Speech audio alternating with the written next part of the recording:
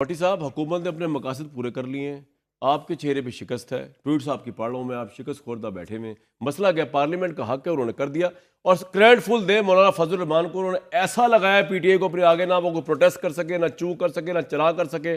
वो हीरो भी बन गए, उन्होंने डंक भी निकाल दिया सारा। जनाब, पहली बात यह ज़रा संजीदा मामला है, इसलिए ज़रा मेहरबानी करके जितना टाइम मुसद्दक मलिक साहब को दिया इससे आधा मुझे चाहिए बस, क्योंकि वो हुकूमत है। नहीं, जीते हुए हारे हुओं को ज़्यादा टाइम देना चाहिए। आज 25 करोड़ हारा है, मेरा मुल्क हारा है। आज 21 अक्टूबर है, 2024 है, सोमवार का दिन है।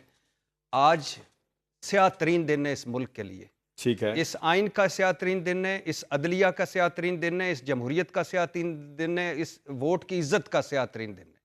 क्यों स्याह तरीन दिन है? हाँ वही पूछ एक कैसे? ना, अब सुन लेना भाई, वही जरा जल्दी किस बात की? चले। एक ना मुकम्मल, अधूरी और फार्म 47 की मैंडेट लेस पार्लियामेंट ने और एक नामुकम्मल सेनेट ने शबे खून मारा अदलिया पर। ठीक है, और आईनी ढांचा तहस नहस कर दिया।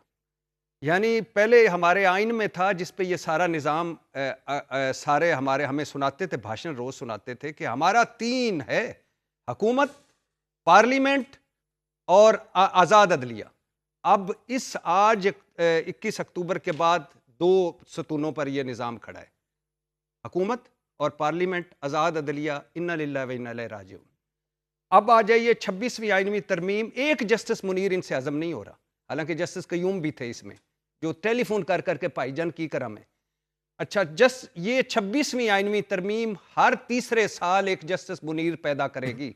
ये मां होगी जस्टिस मुनीरों की, अगर ये रह गई तो। दूसरी बात, आज से अदलिया बाकायदा सियासी हो जाएगी। आज से अदलिया सियासत के ताबे हो जाएगी। आज से सियासतदान जजों के कंट्रोल करेंगे और उनके मॉनिटर हो जाएंगे। और ये जो अमेरिका, बरतानिया, यूरोप उधर से जिस तरह ये कर रहे थे, खुदा की कसम कोई जुर्रत ना करता अपनी अदलिया के साथ, अगर जिस तरह ये कर रहे थे, और जिस तरह जिस मीडिया में मैं भी शामिल हूँ, जिस तरह शर्मनाक तरीके से वो बाल टू बाल कमेंट्री कर रहा था, मैं हैरान था कि कौन सा हमारा पूरा मीडिया कि जो कल तरमीम जो पास हो रही थी, कि कौन सा ऐसा काम हो रहा है कि हमारा बुनियादी ढांचा तबाह कर रहे हैं। और वजह क्या है बुनियादी ढांचे की?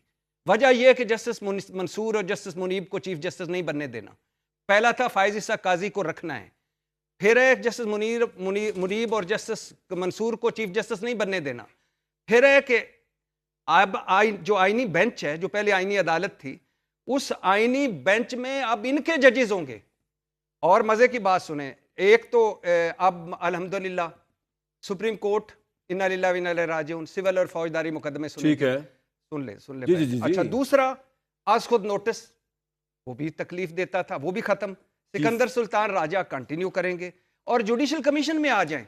यानी आप अंदाजा करें कि किस जुडिशल कमीशन की तारीफें हो रही थी कि उसमें 3 ये होंगे तो 2 ये होंगे तो 1 ये होगा, और किस पार्लिमानी कमेटी की, पार्लिमानी कमेटी की में तो हुकूमत की होगी तो ताई अक्सरियत।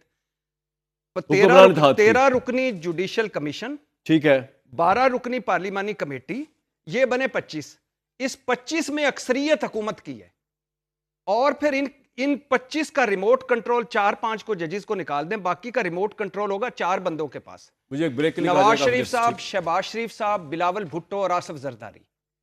तो अब जैसे रेलवे है, जैसे पीआईए है, जैसे स्टील बैंक है, वैसे अदलिया हो गई और ऊपर हुकूमत।